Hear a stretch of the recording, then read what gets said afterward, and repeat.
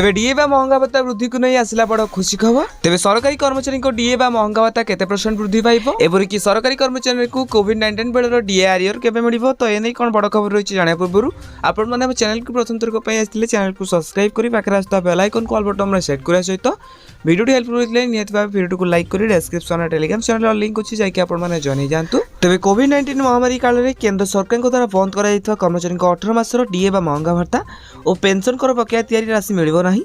तेबे संसद मौसुमी अधिवेशन में अर्थ राज्य मंत्री पंकज चौधरी स्पष्ट कर दैछन्ती। तेबे से कहछन्ती जे आर्थिक कारण जोगु एही समय एरियर जारी करबा सरकार को निमंत्रण संभव नुहे। तेबे अर्थ राज्य मंत्री को सूचना रे देशर लक्ष लक्ष सरकारी कर्मचारी और पेंशनकारी को निराश करिछि।